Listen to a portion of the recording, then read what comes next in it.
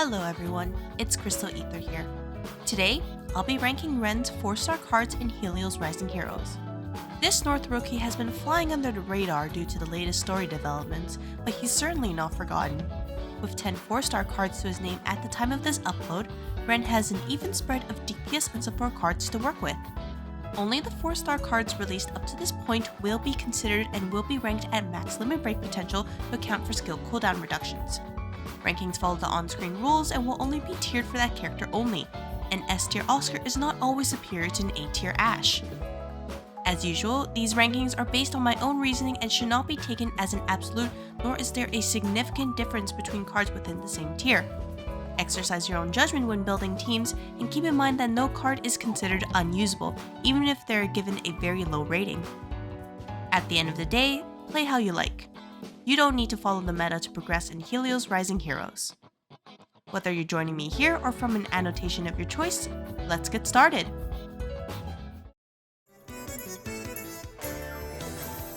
Valentine's Ren is a strong support card with buffs for core offensive stats that can ramp up quickly with the Brave Soul mechanic he carries, and his Link skill provides a useful critical rate to North members while the critical rate stacks are low.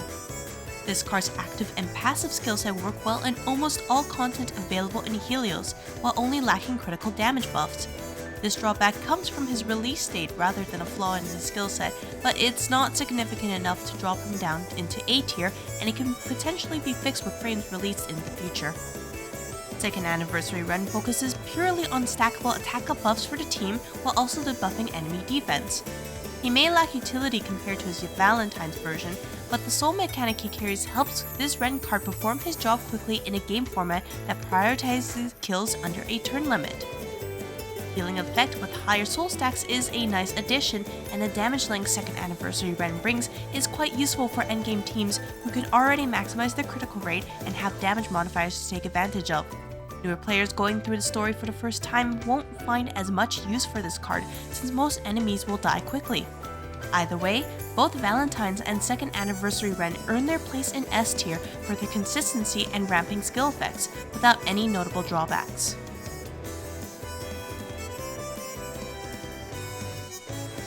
Third Anniversary Ren is a combination of his initial and second anniversary versions, trading the stackable attack up buff for the freeze status effect and improving his defense lowering capabilities. In a 10-turn fight, he can lower a foe's defense by up to 44% by himself, depending on his limit break levels.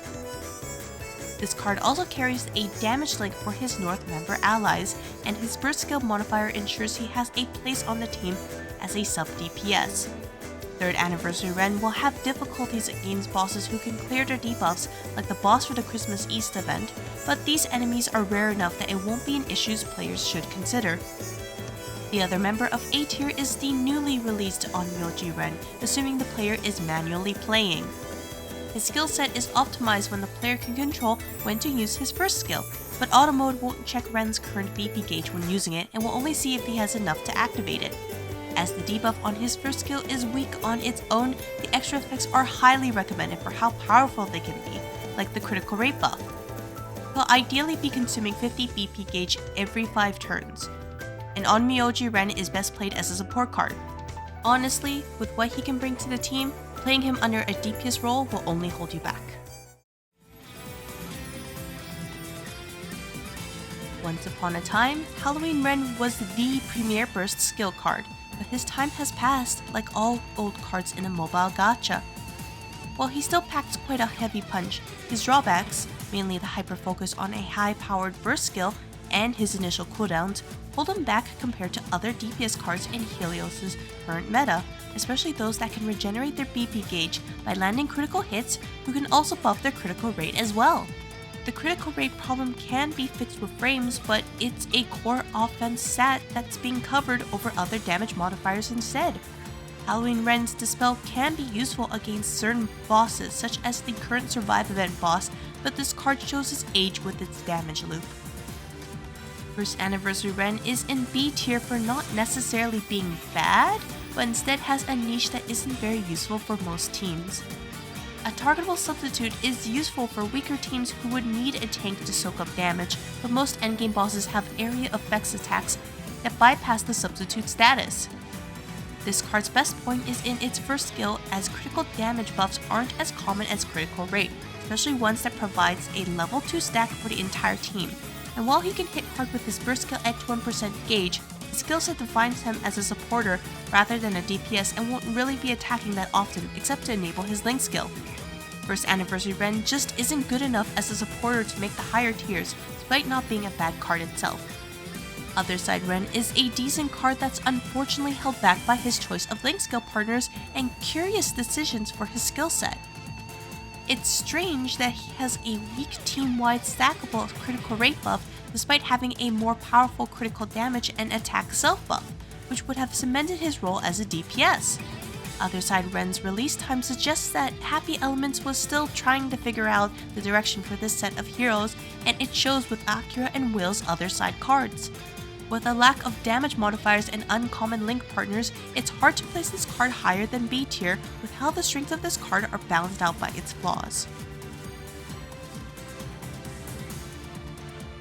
Ren's initial version suffers from power creep with weak damaging skills and an attack down debuff that isn't super useful for farming or endgame boss battles. The freeze debuff sorely lacks support despite the game's age, while all other common debuffs, like bleed and burn, have characters that have damage modifiers for that status effect. Some are 1-turn buffs instead of 3 turns, but it's better than what freeze has gone in Helios' lifespan. Initial Ren is stuck at C tier until the devs provide some way to make freeze useful, as his strong link skill with Ghast is barely enough to buoy him in this tier. Animal Panic, or Kitty Ren, whichever you prefer, has low numbers across his entire skill set, with the only shining point being his multi-hit damage skills that are good for survive bosses that support that playstyle. His skill set is similar in performance to most recent 3-star card releases, and his link skill and his partners don't do enough to redeem this card. It's hard to justify using this card in most cases, even with plenty of buffs to go around. The final member of C tier for this iteration of the Ren 4-star card tier list goes to Policeman Ren, who is another card that's held back by requiring Keith in the party to gain access to offense-oriented buffs. Without him, all this card has are a weak team-wide burst damage and attack up stackable buffs, which aren't nearly good enough to compete with the welfare cards we've received in the past 6 months, even when at max limit break. Policeman Ren is just not worth the amount of hoops you have to jump through to make him perform well. Ren's 4-star card roster is a mixed bag, but his iconic freeze debuff is sorely neglected compared to the other status effects in the game, with no guarantee that this will be addressed despite my hopes. This North rookie support cards shine in the current Helios meta, and it looks like it'll stay that way in the foreseeable future. That's all for this ranking session. If you enjoyed the content, please consider subscribing to the channel. It means a lot. Otherwise, I'll see you all in the next video.